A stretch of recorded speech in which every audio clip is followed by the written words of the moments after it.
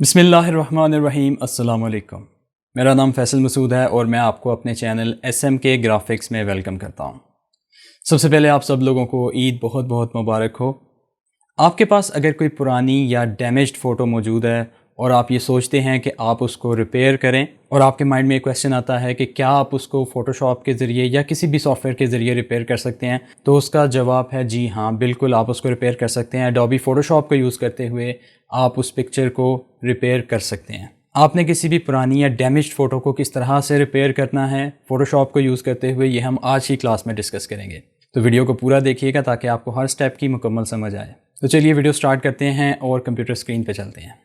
जी, तो आप यहाँ पे देख रहे हैं मैंने एक पिक्चर को ओपन कर लिया। यहाँ पे ये मैंने नेट से डाउनलोड किया है और इस क्लास को टीच करने के लिए मैंने यहाँ इसे फ़ोटोशॉप में ओपन कर लिया। आप देख रहे हैं ये काफ़ी डैमेज्ड है, ठीक है। ये नमी की वजह से या पानी की वजह से या किसी और वजह से इसके ऊपर ये निशानात बन चुके हैं और पिक्चर भी काफ़ी ख़राब हो चुकी है। इसके ऊपर कुछ स्क्रैचेस या डस्ट के आपको निशानात भी नज़र आ रहे हैं।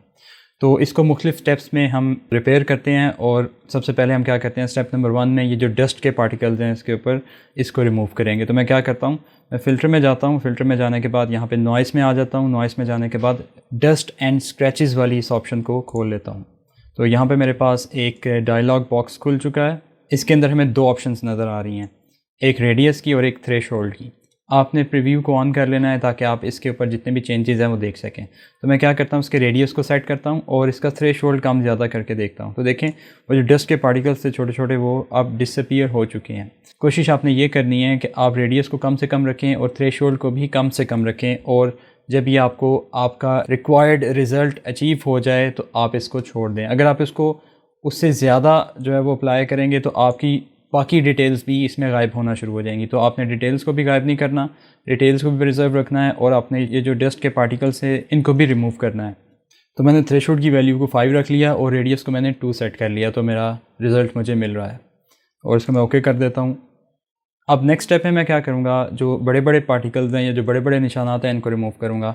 तो मैं आ जाता हूँ स्पॉट हीलिंग ब्रश टूल में। स्पॉट हीलिंग ब्रश टूल की मैंने एक क्लास पहले ही करके अपलोड कर दी है। अगर आपको वो क्लास देखनी है तो आप यहाँ ऊपर आई बटन पे क्लिक करें या नीचे डिस्क्रिप्शन में उसका लिंक देख लें, जहाँ मैंने डिटेल से ये वाला टूल आपको करवाया हुआ है। अब देखें ये जो पीछे वाले पार्ट है, ये निशानात बहुत बड़े बड़े हैं, ये आपके स्पॉट हीलिंग ब्रश टूल से रिमूव नहीं होंगे। तो मैं क्या करूँगा, इनके लिए मैं यहाँ पे बड़े पार्ट को कॉपी करके या क्लोन करके एक जगह से दूसरी जगह पे प्लेस करूँगा। तो इनके ऊपर हम प्लेस करेंगे उस पार्ट से या उस बैकग्राउंड से अपने उन पिक्सेल्स को उठा के यहाँ पे प्लेस करेंगे जो इससे मिलती जुलती हैं। तो हम यहाँ पे देखते हैं कि हमारा ये जो दरख्त वाला पार्ट है ये इस पार्ट से मिल रहा है। मैं हीलिंग ब्रश टूल लेता हूँ और इसका ब्रश साइज़ बढ़ा लेता हूँ। अब मैं यहाँ से क्या करता हूँ, जब अप्लाई करता हूँ तो एक चीज़ यहाँ पे देखें, वो कलर को ना ख़राब कर रहा है, कलर इतना अच्छा नहीं आ रहा। तो मैं क्या करता हूँ, मैं क्लोन स्टैम्प टूल ले लेता हूँ। तो क्लोन स्टैम्प से मैंने यहाँ से उठाया और इसको उठा के यहाँ पे प्लेस करना शुरू कर दिया।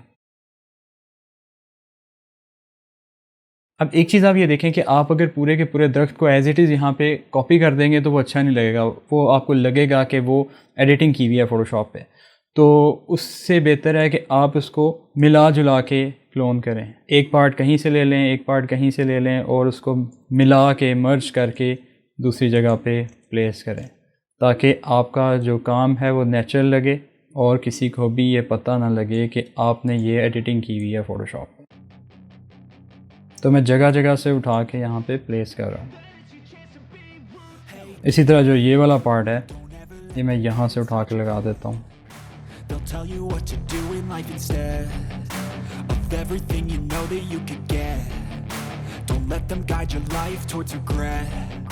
I'll fight for what I love with every breath. My past is filled with things I won't forget. I use them all to push me to my best. So treat the worst of times just like a test. If only I could go back in time, I'd tell myself that everything will end up alright. Just push yourself, test yourself, figure out what you like and find your limits, don't be rigid. अब ये जो छोटे छोटे निशान आते हैं, ये जो लाइंस हैं, इसको मैं स्पॉट हीलिंग ब्रश टूल से रिमूव कर रहा हूँ।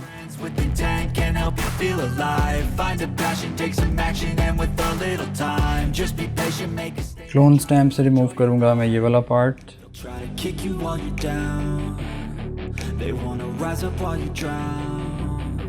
They wanna fill your head with doubt. They're silently scared that you'll figure it out. I'll make it look like I'm losing. Won't bother hiding my bruises.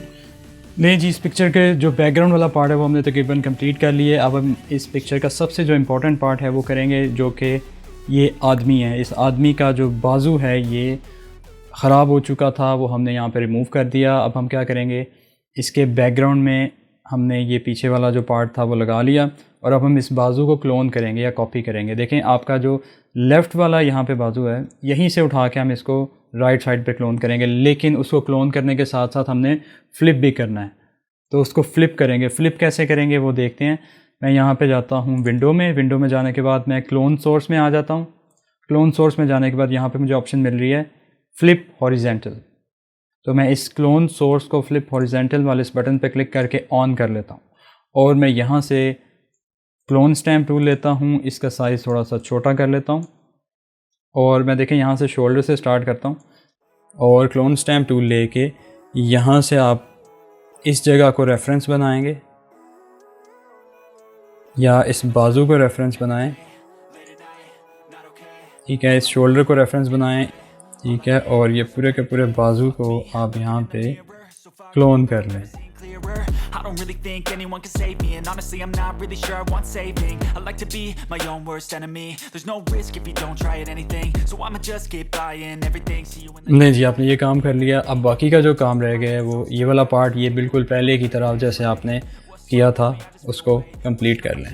Clone source से मैंने दोबारा इसको flip horizontal को यहाँ से of कर लिया, और हीलिंग ब्रश टूल में आके यहाँ से मैं इसको हील कर लेता हूँ।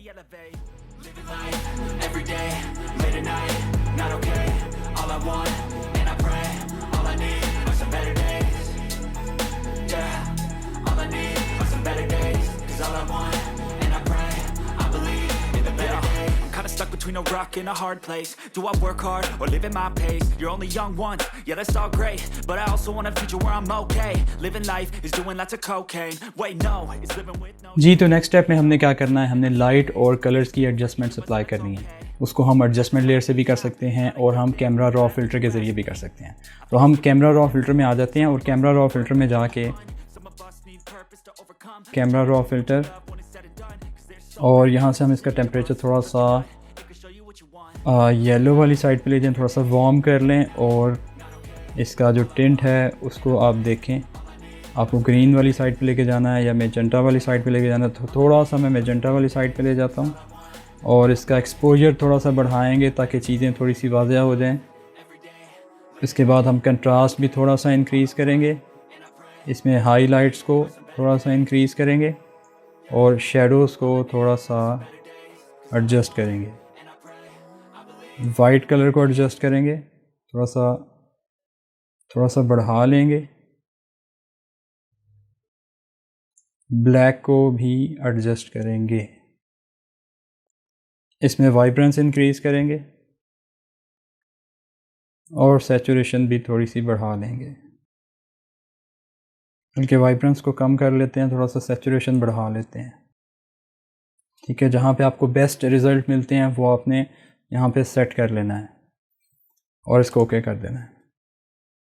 तो ये देखें, काफ़ी डिफरेंस आ चुका है आपकी पिक्चर के अंदर। आप इसे अगर चेंज करना चाहें और एडजस्टमेंट लेयर्स अप्लाई करना चाहते हैं आप इसके ऊपर, तो आप एडजस्टमेंट लेयर्स भी अप्लाई कर सकते हैं। लेकिन छोटे छोटे डॉट्स अब नज़र आना शुरू हो गए हैं, ये डॉट्स को भी हम रिमूव करेंगे। तो हीलिंग ब्रश टूल लिया मैंने, स्पॉट हीलिंग ब्रश टूल लिया, और यहाँ से मैंने इन डॉट्स को रिमूव कर दिया,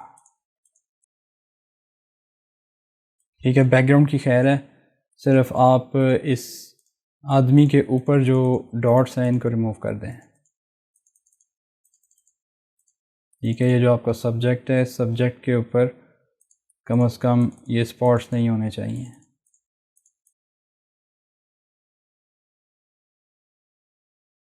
नहीं जी, हमने ये काम भी कर लिया। अब नेक्स्ट स्टेप में हम क्या करते हैं, थोड़ा सा स्काई को ब्लू करते हैं।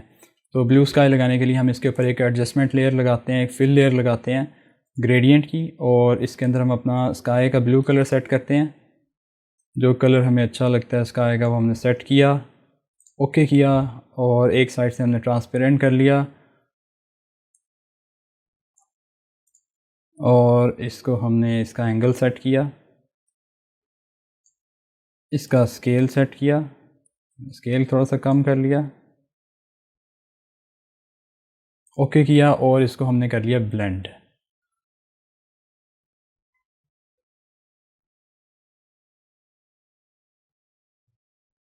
ह्यू या कलर, इनमें से जो आपको एडजस्टमेंट लेयर अच्छी लगती है वो आप इस पर अप्लाई कर दें।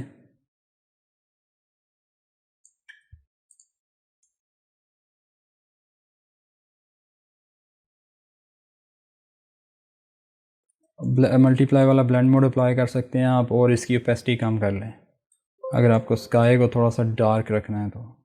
अब नेक्स्ट हम क्या करेंगे, इसको क्रॉप कर लेंगे। क्रॉप टूल लिया और यहाँ से हमने इसको कर लिया क्रॉप। ओके,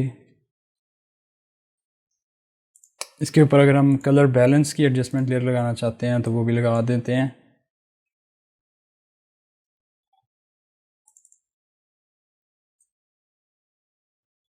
थोड़ा सा रेड कलर इंक्रीज़ करेंगे क्योंकि स्किन टोन के अंदर हमें रेड कलर चाहिए, और थोड़ा सा येलो कलर अगर आप इंक्रीज़ करना चाहें तो वो भी कर सकते हैं। आप अपनी मर्ज़ी से इन कलर्स को एडजस्ट करें। ठीक है, देखें रेड कलर थोड़ा सा मैंने बढ़ाया है तो वो नेचुरल लगने लगा है।